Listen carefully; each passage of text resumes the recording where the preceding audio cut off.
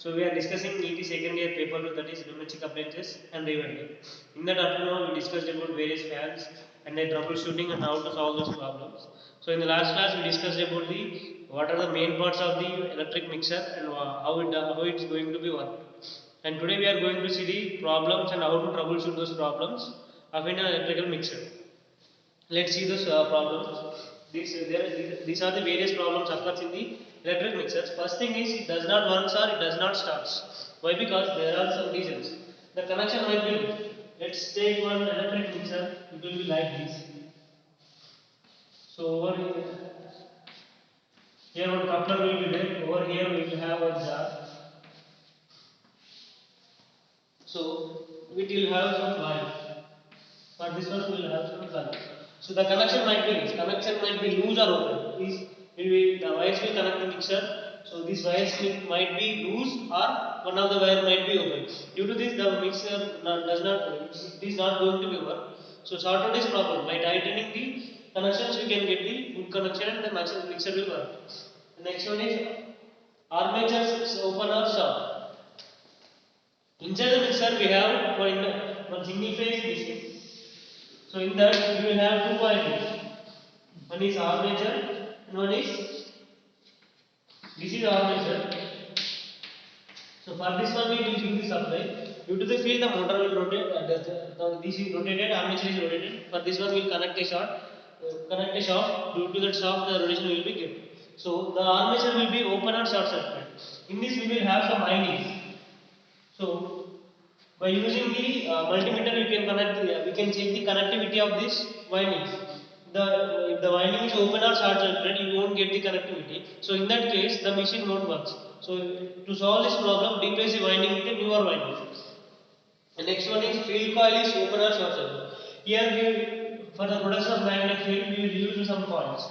So these coils also open circuit, short circuit. Check the connectivity. If that is not proper, then replace it with a newer one. The next one is switch is defective. So we are going to connect this plug to a switch board which is consisting a plug. Here one switch will be there. If the switch is defective, you are not going to get the power supply to the mixer. So replace the switch with a newer one. So sometimes the power cord, the wire might be defective. So check the wire. If the wire is defective, replace it with a newer one. The next one, abnormal noise. Sometimes you may observe abnormal noise from the mixer. Why? Because the blades assembly are coupler loose.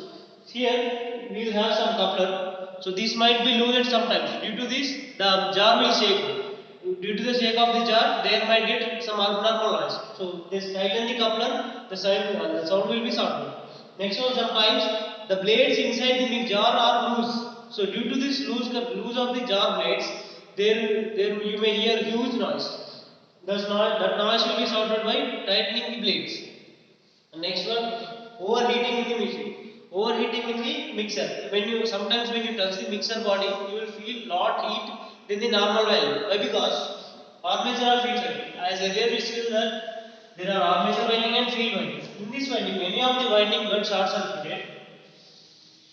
The winding is there are some insulation between these slots.